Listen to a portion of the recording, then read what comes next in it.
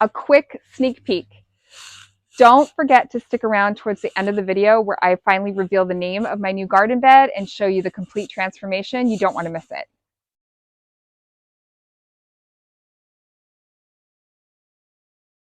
Okay, Yardners, we are on to phase, I don't know what phase this is, phase 3. So I've got 2 holes. I have filled them with water, and it took a while for that water to go down into the holes. And here is what I'm going to be popping in here today.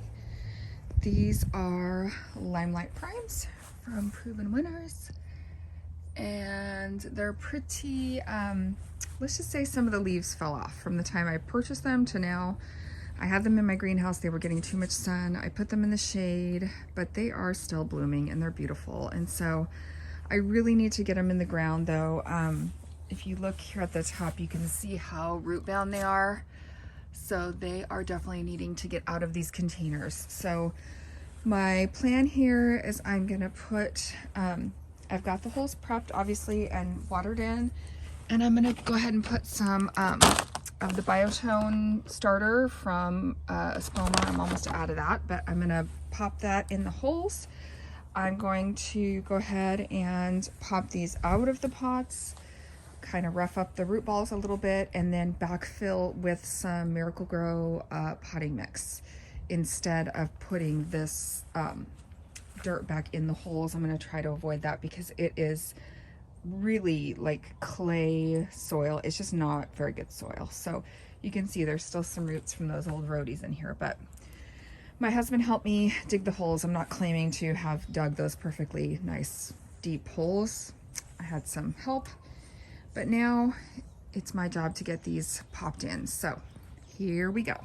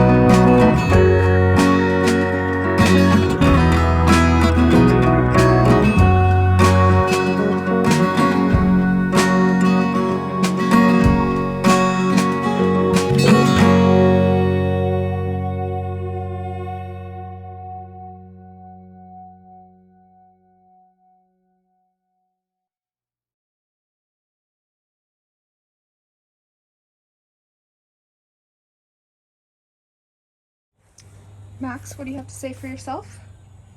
I know, no more digging in this area. Okay, no more digging. All right, guys, I got it done. They are in the ground.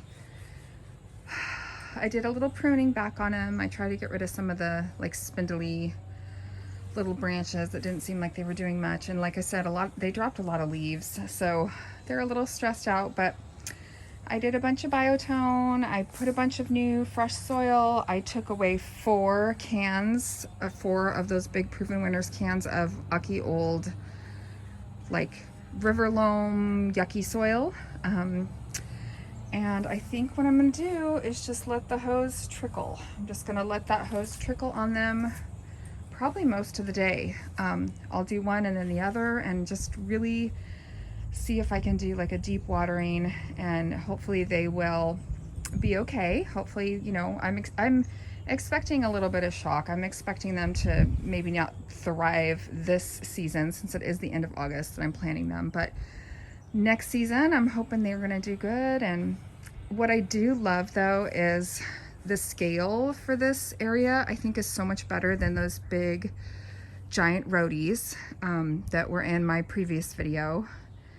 And I think the scale is a lot better for kind of the rest of my garden in this area. And, you know, I'm excited to see what else I can plant up around them to sort of fill in. And then on this side, I'm gonna move my stepping stones onto this side of the hose bib area. They were on this side. And so, and then I'm thinking for this corner, maybe some kind of evergreen interest here. I'm gonna go look, and I've been kind of brainstorming ideas, but I'm thinking some sort of evergreen bush or hedge or something there, so that I have some kind of evergreen interest here. But and then probably some perennials in this area, you know, something that will come back. I might leave a little room for some annuals as well, but I'm really happy with how it's going so far, and it's fresh, it's new, it's hopefully gonna thrive. What do you guys think? Tell me in the comments. Was this a good move? What do you think about this so far? All right, so friends, we are back home, and here is what I picked up at the garden center. Of course, I had to get some biotone because I was out from the spoma. That stuff seems to really give my plants a kick. And I got 3 of these asters. I talked to the gal at the nursery, and she said that they were sun-loving, they were perennial, and I mean, look at them, you guys. How could I say no? How could I say no to them? That color, the odd number, and then with my 2 hydrangeas there that I did get in the ground yesterday. And then I did move the new trellis, which I'm liking in this spot now that I've got all the rest of that stuff out of there. And then I do have some Gonfrina it's a Proven Winners, and it's a little spent, but I think I'm gonna go ahead and pull it out of a pot. So it's in this gray pot, and there are 3 plants in there. So I think what I'm gonna do is just pull them out of that pot and just put them right like in front of the trellis, just for like another little pop of color right there. I put my stones back down, and then over here I did get an evergreen. And so this is I think it's a juniper. Yeah, it's a juniper Moonglow Rocky Mountain. And I decided that I am going to put it in a pot right now. So I'm going to put it in a pot. I do think that it would be good in this spot, but it is awful close to the house. So I think I'm going to pot this up. And then I just grabbed a rosemary that I had, which is also an evergreen. So I can't decide if I want to put that one in the ground and just have the 1 pot, or maybe just do a couple potted plants back here for now. And then I got 2 flats. They had a really good deal on these flats of oh my gosh, you guys, I'm forgetting. Mums, basically mums for fall. So again, they'll take the heat. They potentially could be perennial for me. And I got 1 flat that's like a white, like a creamy white, and 1 that's kind of a more creamy yellow. So I think because it's a you know, kind of a flat of, well, how many are in here? 6 pretty good sized plants. I figured I could, you know, kind of cost efficiently pop those around and sort of fill in the gap here. But the hose does come down right here, and I don't have a hose link yet. More on that later. We're going to be working on our irrigation probably next year, but Yeah, so that's what I have right now as kind of my layout, and I'm pretty excited about it. I'm gonna go ahead and try to get a few things potted up tonight, or planted up, I should say, in the ground. I think I'm gonna start with these gomphrena and asters, because I know that that's what I want to put there. And my husband promised he'd get the fountain going for me, so he's gonna work on that tomorrow. And yeah, it does work. It just needs to be like cleaned out and gotten going to make sure the pump's working. But anyway, I'm really excited about how this is going to come along and develop, and I'm pretty excited about some of the things I picked out. So I'm going to go ahead and set the camera up and see what I can get done tonight, since it's nice and shady in my yard right now and the kids are busy and I have to go back to my teaching schedule tomorrow. I'm back at work tomorrow, so I got to get a few things done tonight if I can. All right, here we go.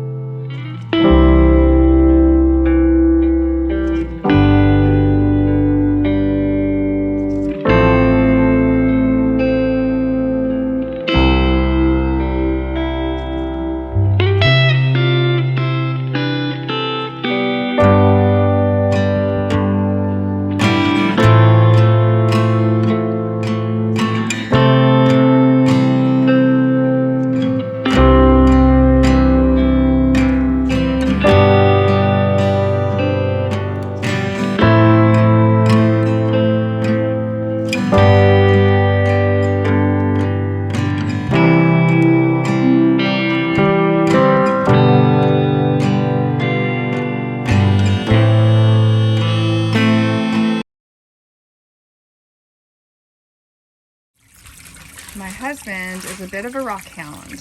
He likes to go looking in rivers and creeks for agates and jasper and anything interesting, petrified wood.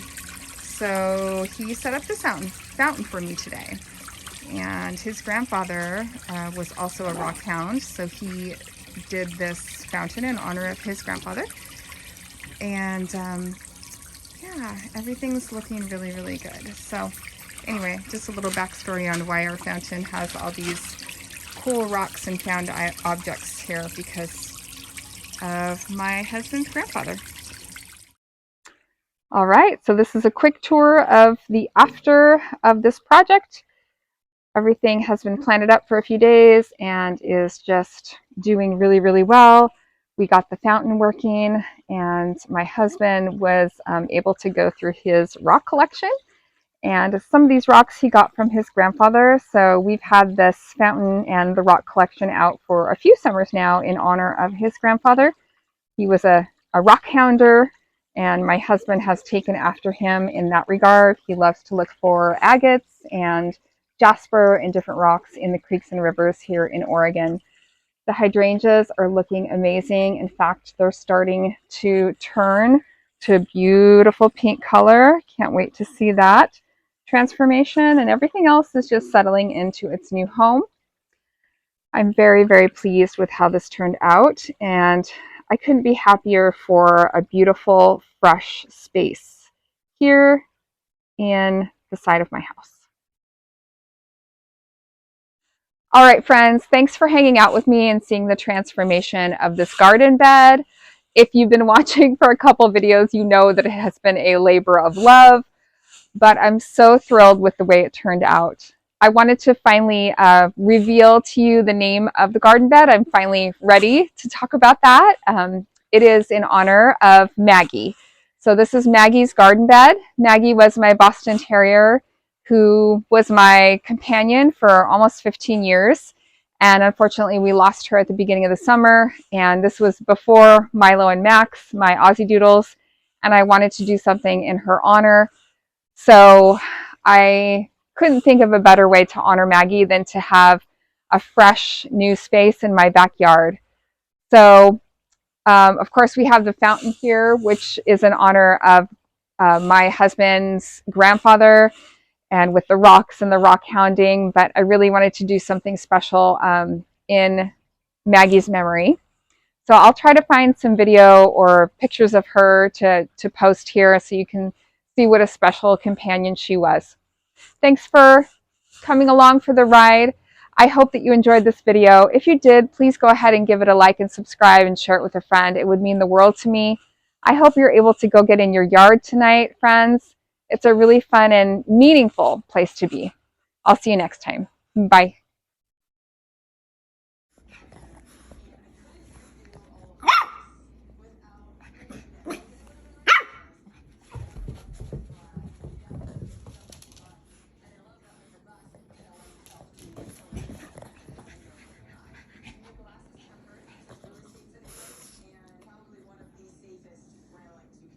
You gonna go play?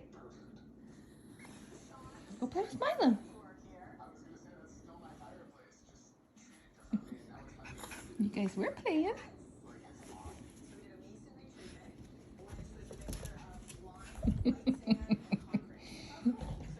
I don't know if Maggie's playing or if it's self-defense. Not sure. Come here, Milo. What do you think, Maggie? You like Milo, okay? Maybe. You playing? Yeah. Here he comes. Come here, Milo. You gonna play with Maggie?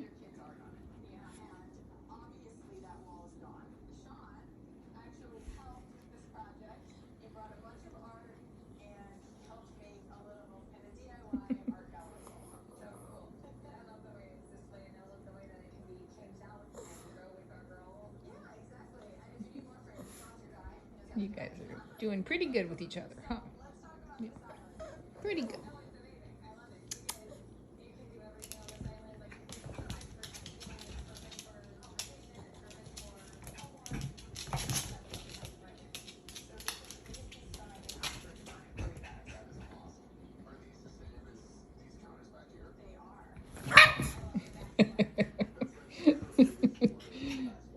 Good job, Maggie.